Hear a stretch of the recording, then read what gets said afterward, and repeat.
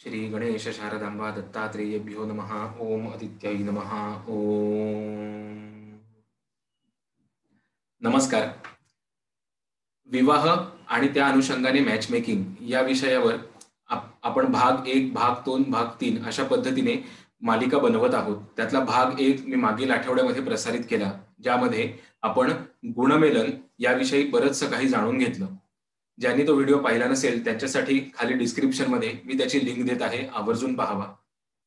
भाग 2 म्हणजे आजचा भाग हा अतिशय महत्वाचा आहे, कारण मुलाची कुंडली आणि मुलीची कुंडली मॅच करताना कुठले घटक लक्षात घ्यायला हवेत आणि कशा पद्धतीने कुठल्या स्टेप्सनी मॅच मेकिंग करावं, काय पैलू महत्वाचे ठरतात याच्यावर आपण आजच्या विषयामध्ये पाहणार आहोत. एक उदाहरण म्हणून काही कुंडलीही आपण सॉल्व्ह करून घेऊ. तर तुमच्या नोंदीसाठी मी प्रेझेंटेशन शेअर करतो आणि सुरुवात करतो. ग्रहमेलन मॅच मेकिंग नक्की कसं करायचं? ग्रहमेलन म्हणजेच मुलाची आणि मुलीची कुंडली मॅच होते की नाही हे पाहण्यासाठी ज्या वेळेला आपल्याकडे क्लायंट्स येतात, बहुतेक वेळेला मुलाचे किंवा मुलीचे पालक आपल्याकडे येतात. काही केसेसमध्ये स्वतः मुलगा किंवा मुलगी येते.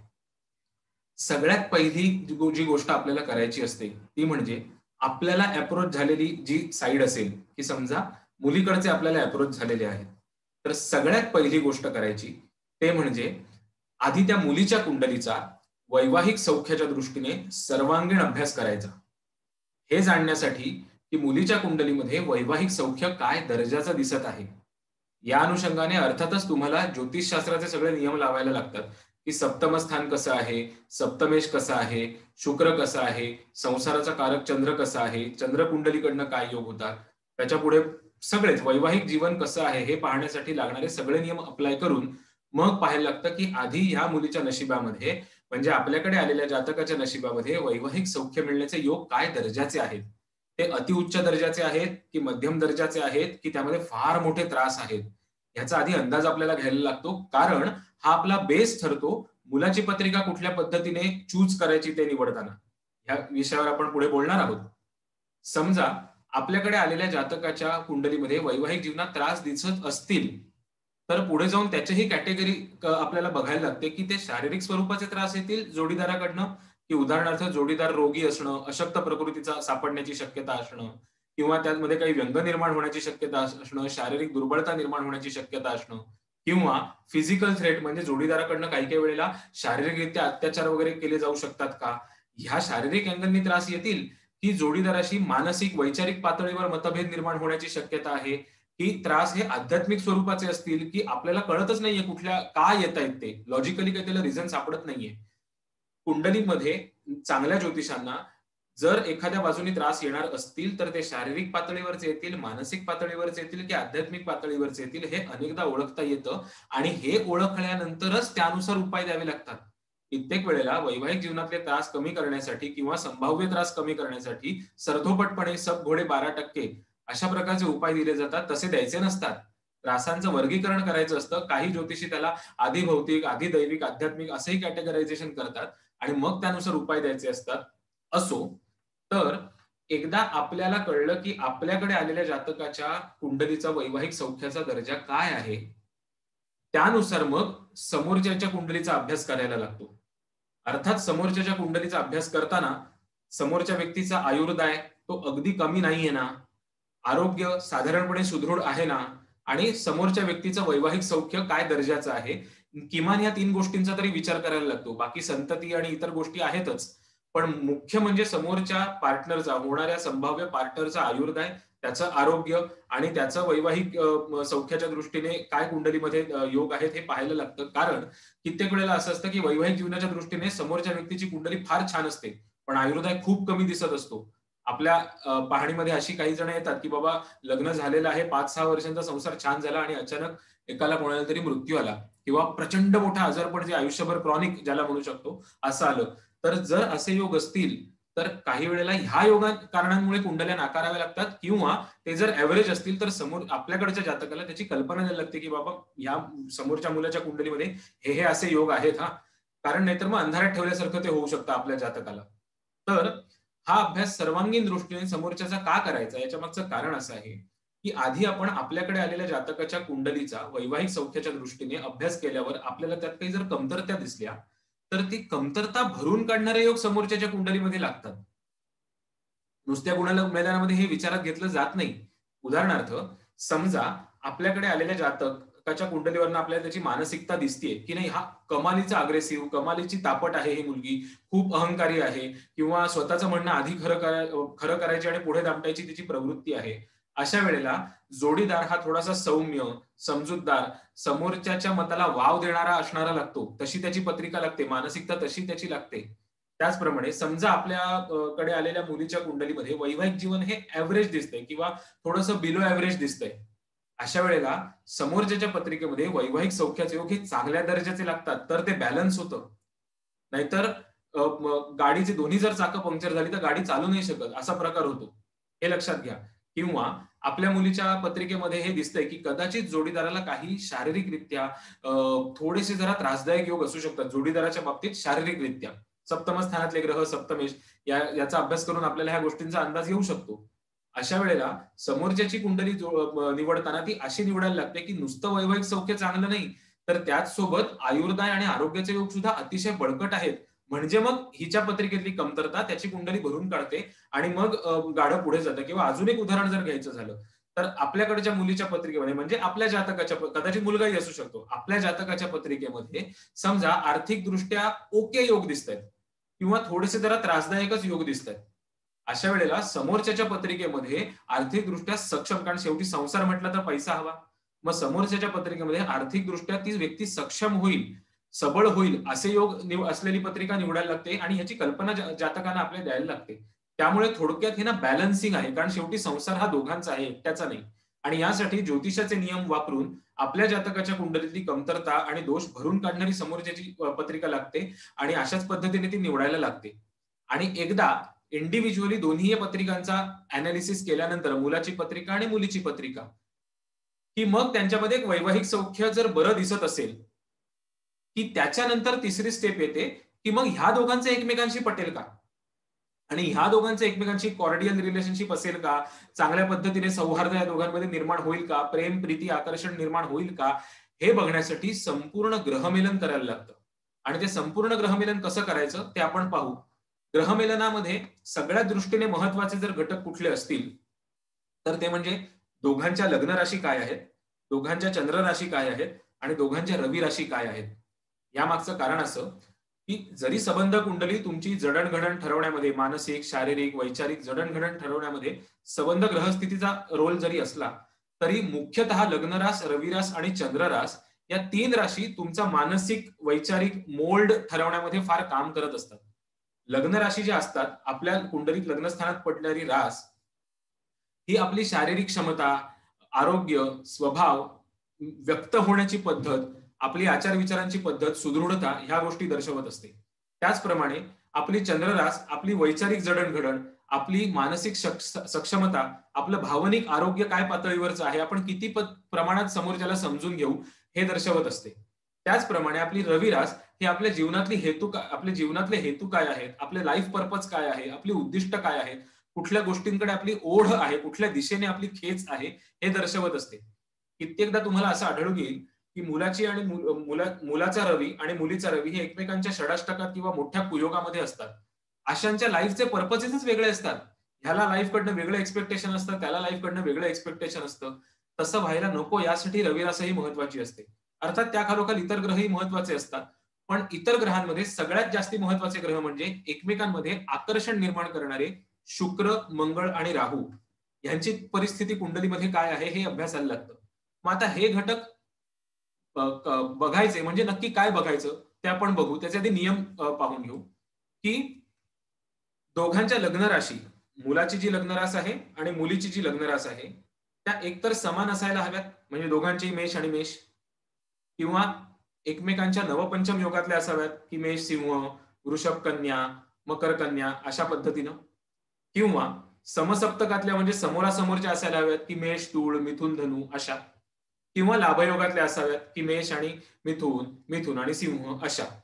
हे का याच्यामागचं कारण सांगतो. मोठं लॉजिकल रिझन आहे याच्यामागे आणि अनुभवाला येतं, की कुठलीही रास तिच्या त्रिकोणात येणाऱ्या म्हणजे नवपंचमातल्या राशी या समान तत्वाच्या असतात. म्हणजे अग्नी राशीच्या पासून 5वी रास अग्नी रासच असते, 9वी रास अग्नी रासच असते. पृथ्वी राशीपासून 5वी आणि 9वी रास पृथ्वी रासच असते. अशा पद्धतीने ते चक्र चालतं. कुठलीही रास आणि तिच्या नवपंचमात येणाऱ्या राशी या समान तत्वाच्या असल्यामुळे त्यांची वागण्या बोलण्याची, आचार विचारांची, स्वभावाची बैठक आणि पद्धत समान असते आणि अर्थातच त्यांचं एकमेकांशी चांगलं जुळण्याची शक्यता असते. त्याचप्रमाणे कुठल्याही राशीच्या समोर येणारी रास आणि 3-11 स्थानात म्हणजे लाभयोगात येणाऱ्या राशी ह्या या मूळ राशीच्या तत्वाला मित्र असणाऱ्या तत्वाच्या असतात. उदाहरणार्थ मेष राशीपासून जर विचार केला तर मेषच्या तृतीय स्थानामध्ये मिथुन ही वायूची रास येते. मेष ही अग्नीची रास आहे. अग्नी आणि वायू यांची जोडी आहे, त्यांचं एकमेकांची पटतं. त्याचप्रमाणे मेषेच्या समसप्तकात येणारी रास म्हणजे मेषेपासून 7वी रास तूळ ही पण वायूची येते आणि 11वी रास कुंभ ही पण वायूची येते. आणि अग्नी आणि वायू राशी यांचं पटतं. किंवा तुम्ही कर्क राशीपासून विचारात घेतलं तर कर्क राशीपासून 3री रास कन्या ही पृथ्वी तत्वाची येते. कर्क रास जलतत्वाची आहे. जलतत्व आणि पृथ्वी तत्व यांचं पटतं. कर्क राशीच्या बरोबर समोरची रास मकर ही पृथ्वी तत्वाची येते आणि लाभस्थानात येणारी वृषभ राशी सुद्धा पृथ्वी तत्वाची येते. त्यामुळे जलराशींपासून कायमच 3-7-11 मध्ये पृथ्वी राशी येतात. पृथ्वी राशींपासून 3-7-11 मध्ये जलराशी येतात. त्या राशींचं एकमेकांशी पटतं आणि म्हणून दोघांच्या लग्न राशी या समान नवपंचम समसप्तक किंवा लाभयोगामध्ये एकमेकांपासून असाव्यात. आणि ऑन द कॉन्ट्ररी दोघांच्याही लग्न राशी एकमेकांपासून षडष्टक योगातल्या, केंद्र योगातल्या सुद्धा काही वेळेला केंद्र योगातल्या राशी निवडाव्यात असं सांगितलं जातं. पण तो एक्सेप्शन मध्ये लक्षात घ्यायला लागतं, त्याकडे आपण येऊ. पण षडष्टकातल्या राशी, केंद्र योगातल्या राशी आणि द्विर्द्वादशक म्हणजे मागच्या पुढच्या राशी या नसाव्यात, कारण यांच्यामध्ये कम्पॅटिबिलिटी आढळत नाही. अर्थात याला एक अपवाद आहे. अपवाद म्हणजे बुधाच्या राशी या कायमच केंद्र योगात येतात. गुरुच्या राशी कायमच केंद्र योगात येतात, की मिथुन पासून कन्या ही चौथीच येते किंवा धनुपासून मीन ही चौथीच येते. पण त्यांचे मालक हा एकच ग्रह असल्यामुळे अर्थातच त्या मालकाचे गुणधर्म म्हणजे एकाच ग्रहाचे गुणधर्म दोन्ही राशीमध्ये असतात. अशा वेळेला त्या दोन राशी म्हणजे समजा मुलाचं लग्न मिथुन आहे आणि मुलीचं लग्न कन्या आहे तर एक वेळ चालू शकतं, कारण मालक एकच ग्रह आहे. सेम वे धनु आणि मीनला सुद्धा लागू पडतं. त्याचप्रमाणे मंगळ आणि शुक्राच्या राशी या कायमच षडाष्टकात येतात, पण मालक एकच आहे. की वृश्चिक लग्न मुलाचं असेल आणि मुलीचं मेष लग्न असेल तर ते जरी षडाष्टकातल्या राशी आल्या तरी स्वामी मंगळ एकच असल्यामुळे एक्सेप्शन म्हणून स्वीकारायला हरकत नसते, तिथे टिक मार्क द्यायला हरकत नसते की बाबा लग्न राशी जुळतात. सेम वे शनीच्या सुद्धा मकर आणि कुंभ द्विर्द्वादशक योगात मागच्या पुढच्या राशी पडतात. पण राशीस्वामी शनीच असल्यामुळे एक्सेप्शन म्हणून टिक मार्क द्यायला हरकत नसते. पण एक्सेप्शन आहे हे लक्षात घ्या.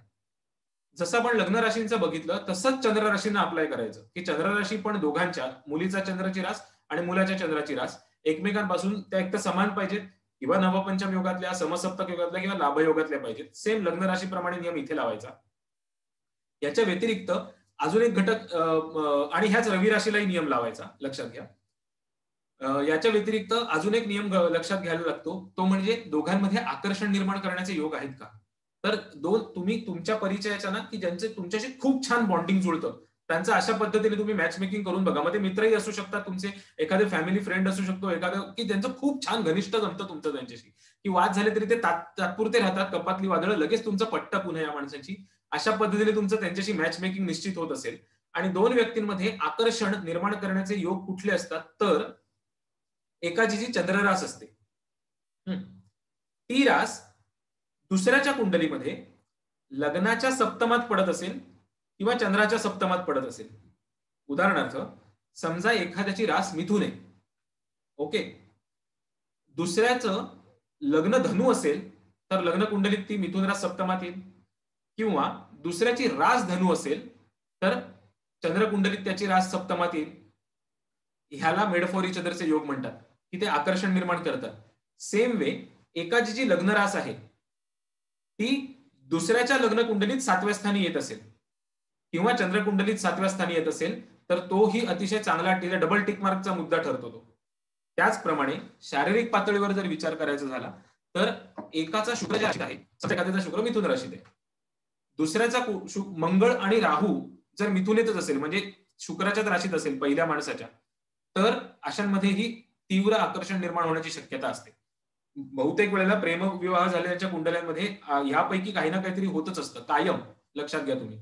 की कशात काही नाही, ओळख पाळख नाही, अगदी पटकन प्रेम झालं आणि लगेच पुढे गेले. त्यांच्या पत्रिकेत हे योग तुम्हाला निश्चितपणे आढळतात. म्हणून इथे मेड फॉर ईच अदर असा शब्द वापरलेला आहे.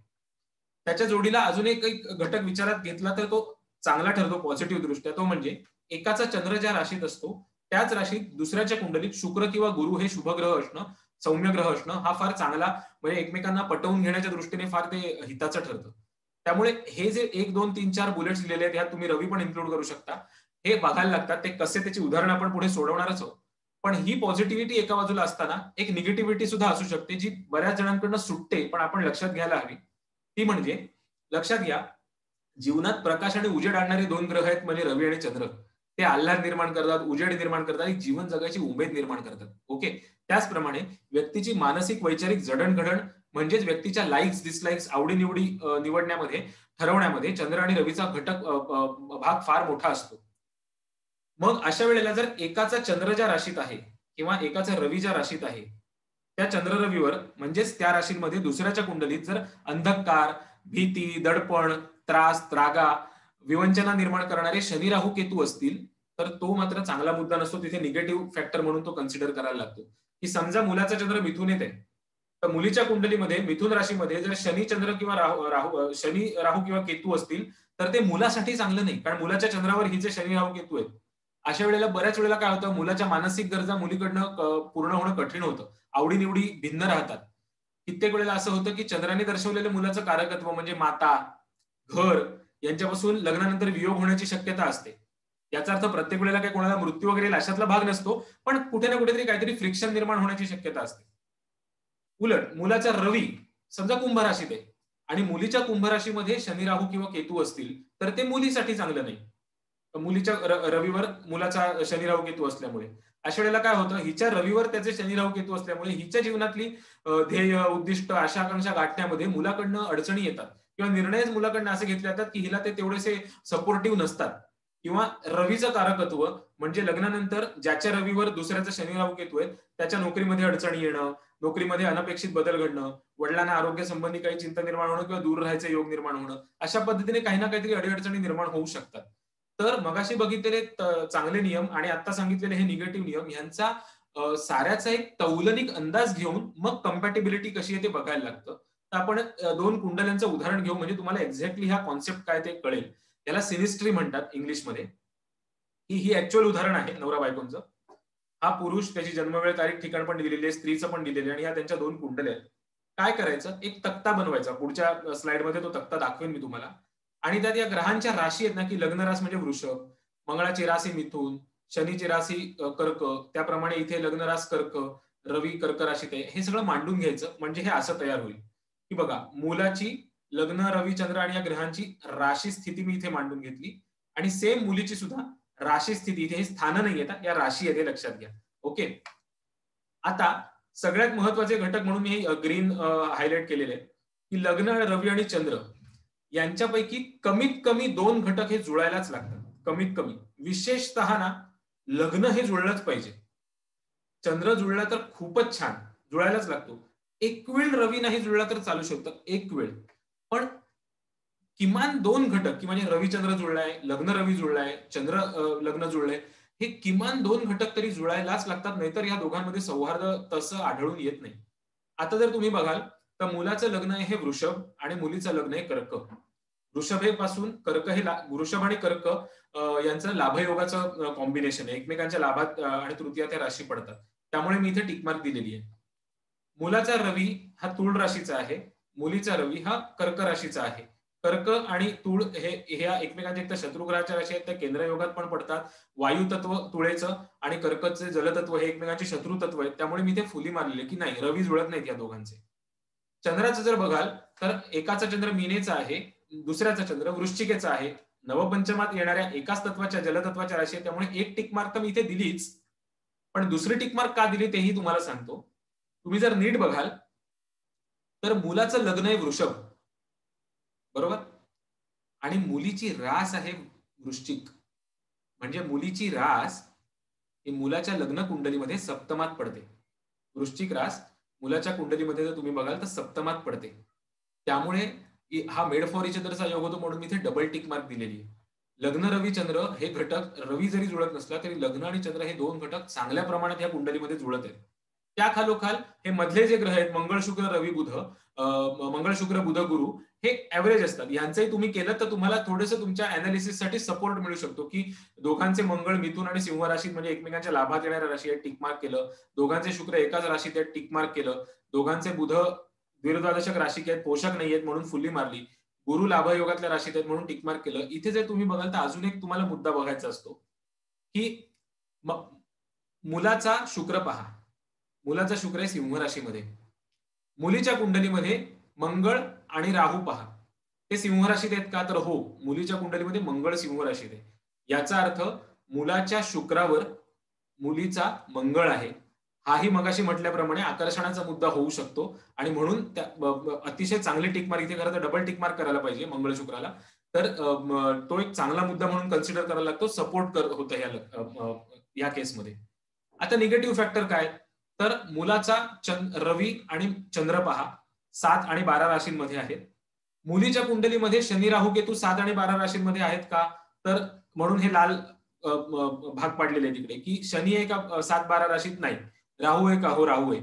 याचा अर्थ मुलाच्या रवीवर मुलीचा राहू आहे. सेम वे मुलीचे जर रविचंद्र तुम्ही बघितले 4 आणि 8 राशींमधले, तर मुलीच्या रवीवर मुलाचा शनी आहे. त्यामुळे दोघांच्याही रवीवर एकमेकांच्या कुंडल्यांमध्ये शनी राहू आहे. हा निगेटिव्ह मुद्दा ठरतो. म्हणजे रवी हा फॅक्टर या दोघांच्या केसमध्ये अजिबात अनुभव म्हणजे नाही मॅच होत. बाकी सगळे फॅक्टर चांगल्या प्रकारे मॅच होतात. एक ओव्हरऑल तुम्हाला एक अंदाज आला असेल, की रवी फॅक्टर जर सोडला तर बाकी जवळ-जवळ 70% ह्या मॅच मेकिंग चांगल्या प्रकारे होत आहे. ओके. त्रास जर आला लग्न झाल्यानंतर, तर कुंडलीत दोघांच्या रवी या कारकत्वाशी संबंधित लग्न झाल्यानंतर काही काळामध्ये त्रास येऊ शकतो. मग दोघांच्या कुंडलीत रवी कुठे आहे, रवी ज्या गोष्टींचा कारक आहे त्या दृष्टीने थोडंसं सावध राहायला सांगू शकतो आपण. पण मुख्य घटक म्हणजे लग्न रवी चंद्र आणि मंगळ शुक्राचे एकमेकांवरची स्थिती. याच्यामुळे आपल्याला 90% कळतं की नाही मॅच मेकिंग हे चांगल्या प्रकारे होत आहे, तर पुढे जाण्यास हरकत नाहीये. तर अशा पद्धतीने जर लग्न रवी चंद्रापैकी 2 घटक निगेटिव्ह आले किंवा 3ही घटक निगेटिव्ह आले, तर आउटराइटली पत्रिका नाकारायच्या. त्याला काही म्हणजे त्या दोघांमध्ये तेवढी कंपॅटिबिलिटी अनुभवायला येत नाही. तर याला जोडून इतरही अनेक तुम्ही वाढवू शकता. मी वैयक्तिक वेळेला काही वेळेला ह्या ग्रहमिलनामध्ये डिसिडायसी परिस्थिती निवडतो, की 50% पॉझिटिव्ह आहे, 50% निगेटिव्ह आहे. मग अशा वेळेला मी एकमेकांचे लग्नेश काय आहेत, कुठल्या राशींमध्ये आहेत आणि एकमेकांचे राशीस्वामी कुठल्या राशीमध्ये आहेत, ह्यांना निर्णायक घटक म्हणून ठरवतो आणि त्यानुसार मग पुढे जातो. त्यामुळे तुम्ही थोडंसं तुमचं स्वतःचं डिव्हाइस करू शकता गोष्टी. पण मुख्य हा बेस आहे, हा याच्यापेक्षा कमी नाही यायचं. हे एवढं तरी तुम्हाला लक्षात आलंच पाहिजे, कारण लग्न रवी चंद्रापैकी जास्तीत जास्त घटक जुळले तर स्वभाव जास्तीत जास्त प्रकारे जुळण्याची शक्यता दाट असते आणि बहुतेक गोष्टी या स्वभावात जुळतात की नाही ह्याच्यावरच खरं तर अवलंबून असतात, स्पष्ट सांगायचं झालं तर. इंडिव्हिज्युअल कुंडलीचा अभ्यास आणि अशा पद्धतीने ग्रहमेलन करून जर पॉझिटिव्हिटी येत असेल, तर आपण उत्तर देऊ शकतो की हा ठीक आहे, तुमच्या कुंडल्या जुळतात, तुम्ही पुढे जा.